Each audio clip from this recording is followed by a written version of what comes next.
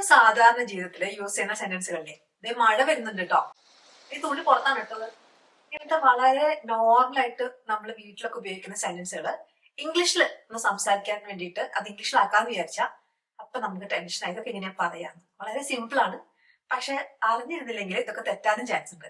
അപ്പൊ അങ്ങനെ നിത്യജീവിതത്തിൽ യൂസ് ചെയ്യുന്ന, ഡെയിലി ലൈഫിൽ യൂസ് ചെയ്യുന്ന കുറച്ച് സിമ്പിൾ സെന്റൻസുകളാണ് നമ്മൾ നോക്കാൻ പോകുന്നത്. ഓക്കെ, നിങ്ങൾ ആദ്യമായിട്ട് എന്റെ ചാനലിൽ വന്നാണെങ്കിൽ ഹലോ, എന്റെ പേര് mini.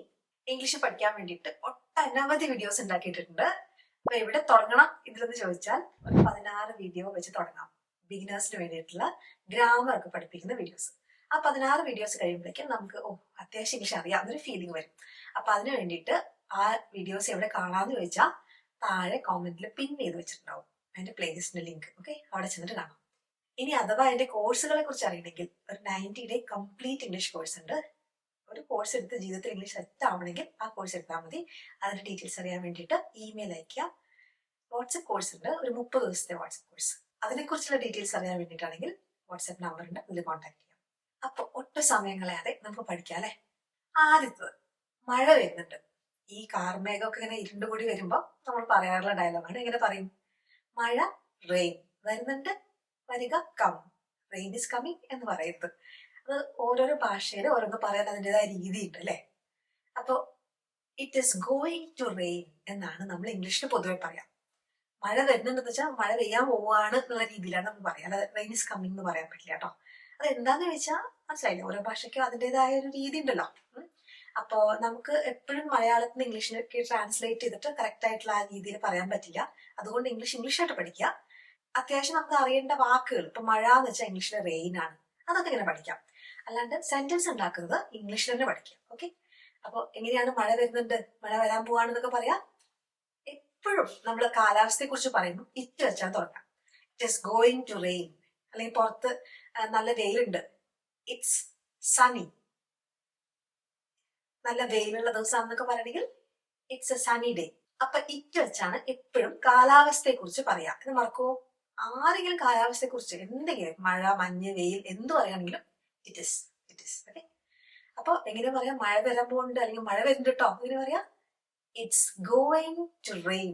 It's going to rain. ഇനിയിപ്പോ നമ്മളിങ്ങനെ ആകാശത്തേക്കൊക്കെ നോക്കിയിട്ട് ലക്ഷണം കണ്ടിട്ട് മഴ വരാൻ പോണത് പോലെ ഉണ്ട്, അങ്ങനെ പറയണെങ്കിലോ? Looks like it's going to rain. Looks like എന്ന് വെച്ചാൽ കണ്ടിട്ട് തോന്നണത്. Looks like it's going to rain അല്ലെ. ഒരാൾ കരയാൻ പോവാണെങ്കിൽ looks like she's going to cry. ഇങ്ങനെ കണ്ണൊക്കെ നിറഞ്ഞിങ്ങനെ പൊട്ടി വെക്കാണ്, അയ്യോ ഇപ്പൊ അവൾ കരയട്ടോ, നോക്കിയേ, looks like she's going to cry. അതേപോലെ മഴ വരാൻ പോവാണെങ്കിൽ looks like it's going to rain. മറക്കുവോ? അപ്പൊ മഴ വരാറാവുമ്പോ എല്ലാവരുടെയും മെയിൻ ഒരു ടെൻഷൻ, തുണി പുറത്ത് വിരിച്ചിട്ടുണ്ടോ, നനയില്ലേ? അപ്പൊ അതിന് ചോദിക്കാം, പുറത്ത് തുണി ഉണക്കാനിട്ടുണ്ടെങ്കിൽ to hang clothes on the line. Line എന്ന് വെച്ചാൽ ക്ലോസ് ലൈൻ. നമ്മൾ ഈ അഴയില്ല, അഴ, അതിന് പറയുന്നതാണ് close line. Close line. Okay, അപ്പൊ അതിന്റെ മുകളിൽ ഉണങ്ങാൻ വേണ്ടിയിട്ട്, ഉണങ്ങാൻ വേണ്ടിയിട്ട് ഇട്ടിട്ടുണ്ടോന്ന് ചോദിക്കാൻ have you hung the clothes on the close line. Okay, അല്ലെങ്കിൽ ക്ലോസ് ലൈൻ എന്ന് പറയണ്ട, ലൈൻ എന്ന് പറഞ്ഞാൽ മതി. അപ്പൊ ഇത് പ്രസന്റ് പെർഫെക്റ്റ് ആണ്. Have you hung. ഹങ് എന്ന് വെച്ചാൽ, ഹാങ് എന്ന് വെച്ചാൽ അവിടെ തൂക്കിയിടുക.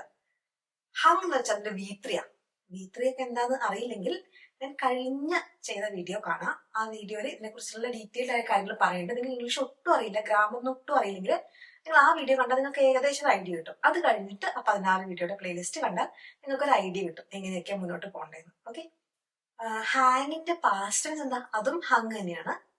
തുണികളൊക്കെ ഇടുന്നതിന് ഹങ് തന്നെയാണ് പാസ്റ്റ് ടെൻസ് പറയാ. പക്ഷെ V3യും ഹങ് തന്നെയാണ്. അപ്പോൾ ഒന്നില്ലെങ്കിൽ have you hung the clothes on the line എന്ന് ചോദിക്കാം. അല്ലെങ്കിൽ സിമ്പിൾ പാസ്റ്റില് did you hang the clothes outside. പുറത്താണോ തുണി വിരിച്ചിട്ടേക്കണേ, തൂക്കിയിട്ടേക്കണേ? തൂക്കിയിടുക എന്ന് പറഞ്ഞാൽ ഹാങ് ആണ്, വിരിച്ചിടുക, തുണി ഹാങ് ചെയ്യാന്ന് തന്നെ പറയാം കേട്ടോ.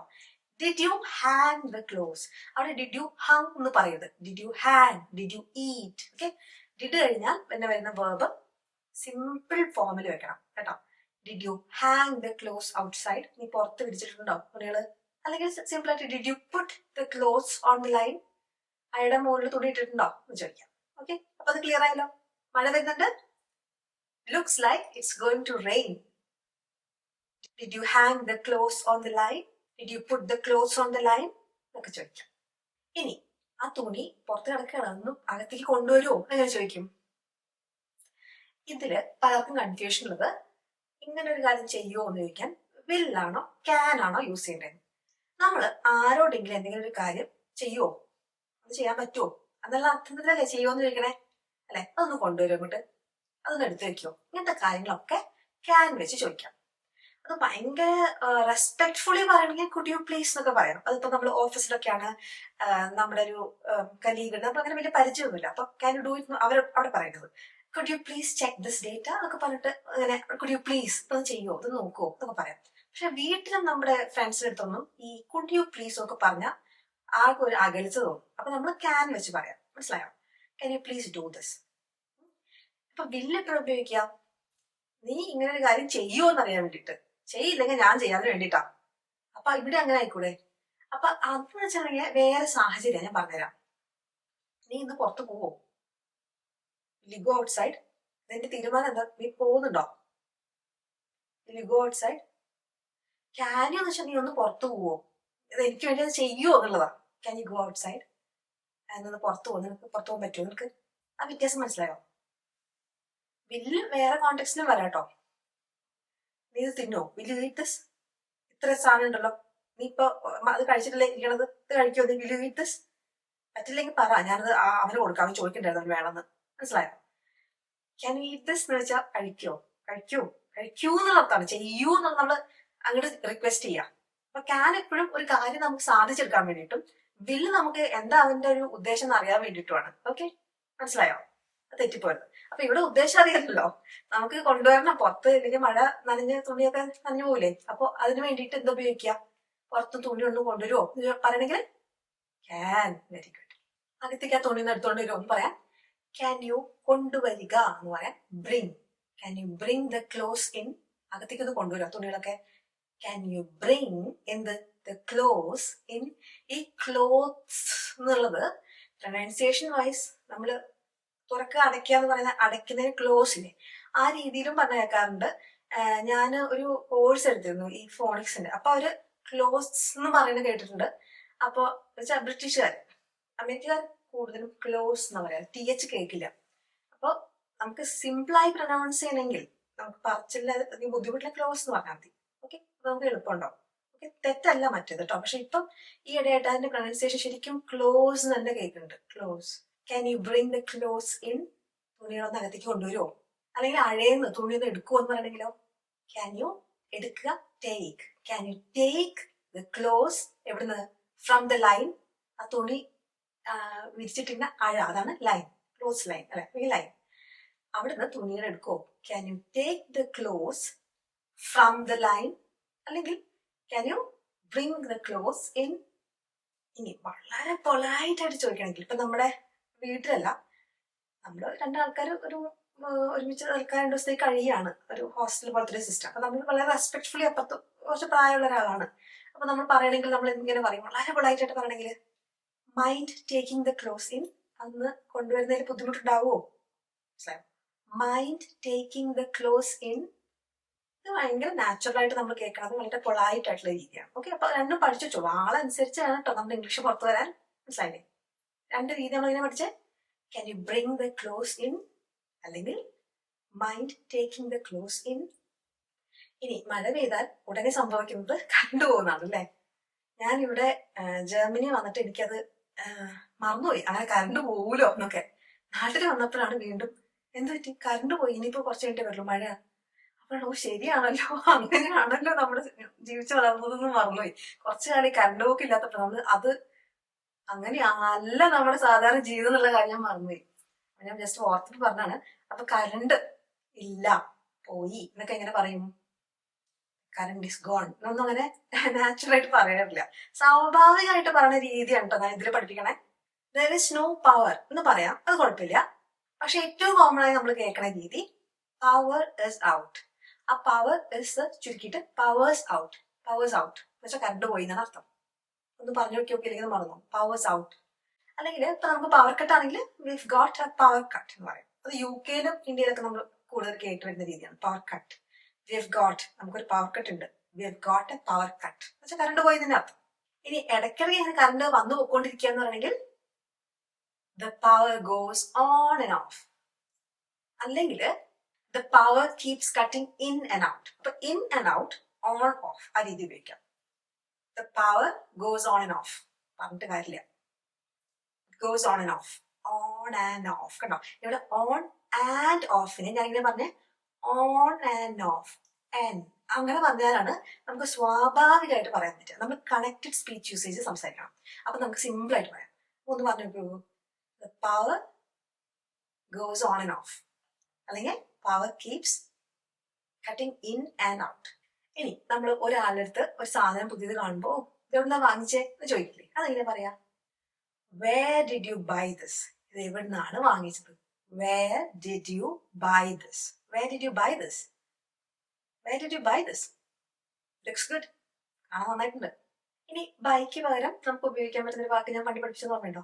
ഗെറ്റ്. ഗെറ്റ് എന്ന് പറഞ്ഞാൽ കുറേ ഉപയോഗമുള്ള സംഭവം. ഞാൻ ഗെറ്റിന്റെ ഒരു വീഡിയോ ചെയ്തിട്ടുണ്ട്. നിങ്ങൾ എന്റെ പ്ലേലിസ്റ്റിൽ പോയിട്ട് ഗെറ്റ് എന്ന് സെർച്ച് ചെയ്താൽ കാണാൻ പറ്റും. കുറേ ഉപകാരമുള്ള ഒരു സംഭവമാണ് ഗെറ്റ്.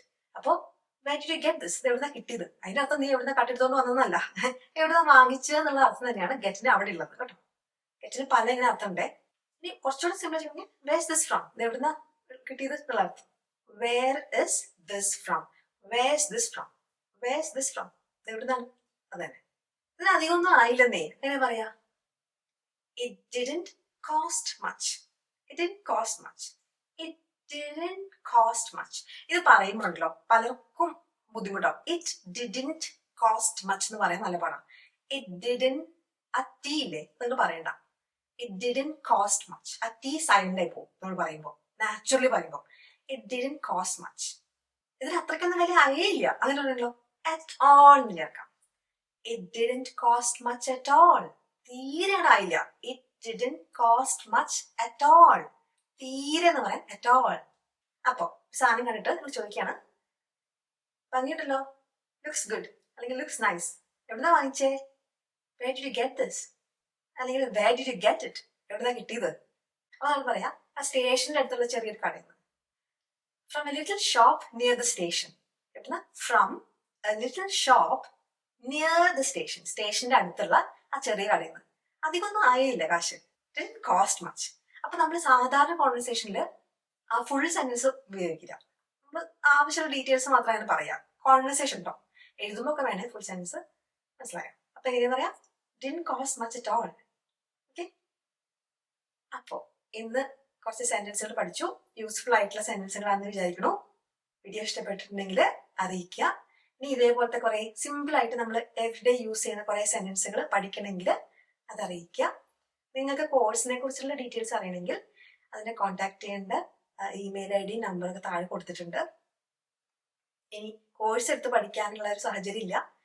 യൂട്യൂബിൽ വീഡിയോസ് ഉണ്ടോ കോഴ്സ് ആയിട്ടെന്ന് പറഞ്ഞാൽ ഉണ്ട്. ഒരു 16 വീഡിയോയുടെ പ്ലേലിസ്റ്റ് ആണ് ആദ്യം കാണേണ്ടത്. അതിന്റെ ലിങ്ക് ഞാൻ താഴെ കൊടുത്തിട്ടുണ്ടാവും കേട്ടോ. കോമെന്റ് ഞാൻ പിൻ ചെയ്ത് വെച്ചിട്ടുണ്ടാവും. ഏറ്റവും ആദ്യം കാണുന്ന കോമെന്റ് അവിടെ വന്ന് നോക്കിയിട്ടുണ്ടെങ്കിൽ ആ വീഡിയോസിന്റെ ലിങ്ക് ഒക്കെ കൊടുത്തിട്ടുണ്ടാവും. അപ്പൊ അത്രയേ ഉള്ളൂ. വീഡിയോ ഇഷ്ടപ്പെട്ടെന്ന് വിചാരിക്കണോ? ഇഷ്ടപ്പെട്ടിട്ടുണ്ടെങ്കിൽ പറയാൻ മറക്കരുത് കേട്ടോ. അപ്പൊ അടുത്ത ദിവസം വീണ്ടും കാണാതെ വരേക്കും. ബൈ.